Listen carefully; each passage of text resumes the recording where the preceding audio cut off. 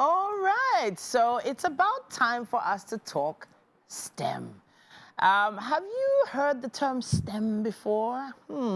You've heard of STEM professionals and a lot of kids getting involved in it? Well, we have Miss Elebute here in the studio. She is about to explain exactly what this is all about and why it's important for our kids to get involved. It's great to have you here in the studio. Thank you. All right, so you need to break down exactly what this is. What is STEM, and how do we get our kids involved in it? Yeah, so STEM is short form for science, technology, engineering, and math. Okay. Why did And you whisper when you said engineering and math? engineering and math. Okay, science, technology, engineering, and math. Yeah. So science students, essentially, Yes, right? yes. Science is, it kind of, So when I was in school, you could either go to the art side of things or you could go to the science side of things. So I'm just bracketing everything into the science side, but there is a lot more to it, right? Yeah, I mean, I think the reason why it's broken out that way is because, I mean, in a sense, engineering is a kind of science, but it's more applied, Sure. right? So it's just everything that has to do with discovering your world, innovating, Okay. and yeah. All right. However, Innovating. That it does feel like as Nigerians we have some of the most creative, enlightened people, especially this generation, out there, and it does feel like we've already been innovating in our own little way. We've just found a way to discover solutions in spaces that shouldn't be conducive for anyone else around the world to do. We find a way to work things without having power, for instance. So let's talk about how you got involved with STEM. yeah, so for me, I kind of just was a curious kid growing up.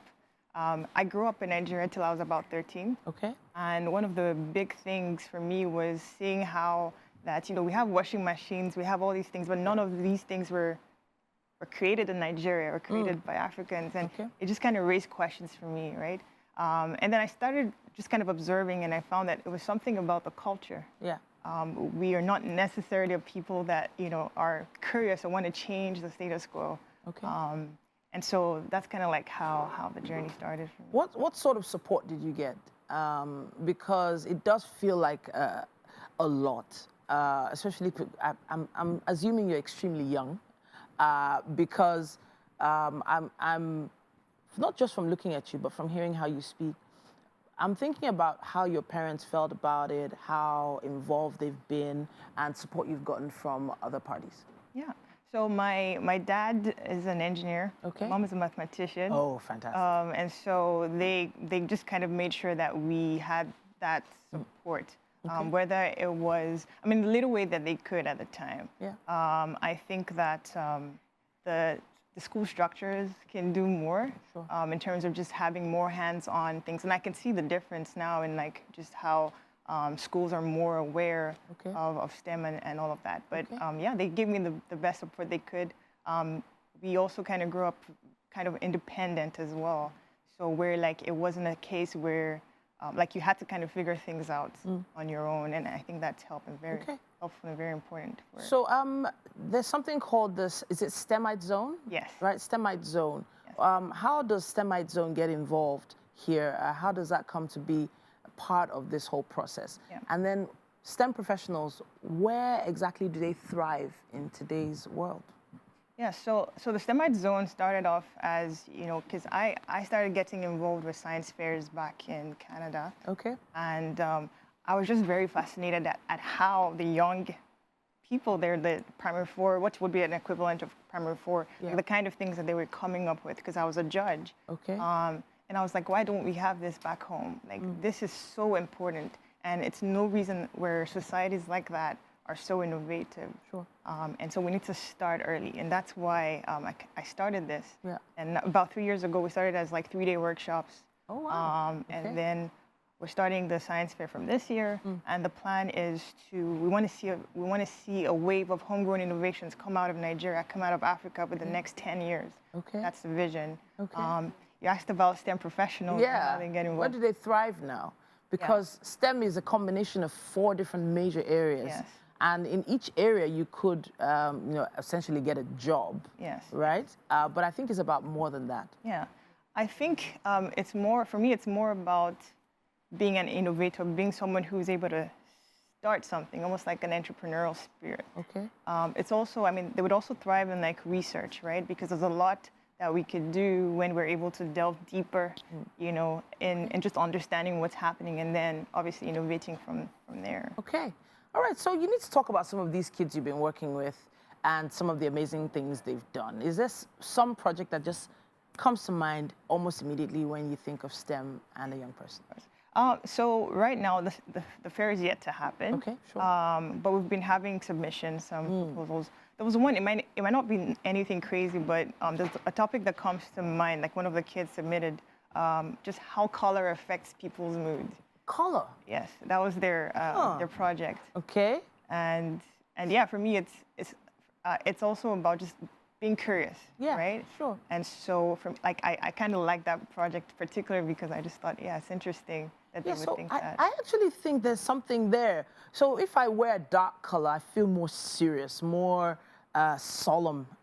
Maybe because sometimes dark colors are associated with loss and things like that. But then also, if I wear something like gray, I feel more corporate. But once I put on maybe a red or a royal blue, I feel like I have more energy. So that is an interesting project to embark on. But what sort of impact do you think that can have in future? Where would someone like that, with a project like that, if, for instance, they won, where would they be? Where would they thrive? Which space would they thrive? What do you think? I think studios like this. Okay. Right, where like you probably want to project a particular energy to the people who are viewing.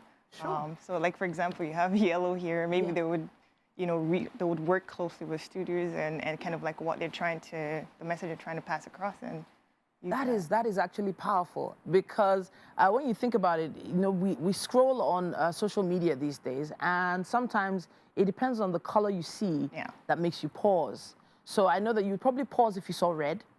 You'd pause, maybe skim over it, and then, because red probably either means like danger or stop. Yeah. But then if you see like a yellow or an orange, you're like, this is like a sunny, happy color. Yeah. And if someone is looking for something to make them happy, they might probably pause on that as well. I think someone like that could probably work with brands. Brands, yes. Yeah. Some of the happier brands are probably more bright colors as well. Yeah. All right, then. Now, I have to say, this is really interesting. It's making me think of a lot of things. The fair itself is happening soon, yes? Yes. Here in Lagos? Yes, that's correct. Friday, June 28th. Oh, fantastic. Yeah. All right, then. So all applicants have come through, I guess. Yes. At this point, we have received over 120 projects across 35 schools. Amazing. Yeah. Amazing.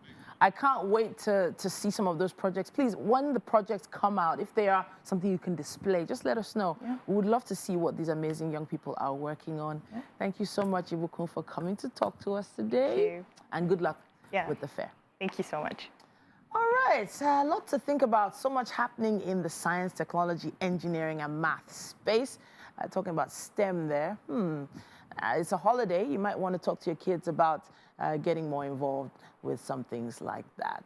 There's still quite a lot more coming your way right here on Wake Up Nigeria. Speaking of which, being a holiday, have you considered what you are going to be cooking today? You probably already started some kind of preparations. We're heading over to the kitchen right now.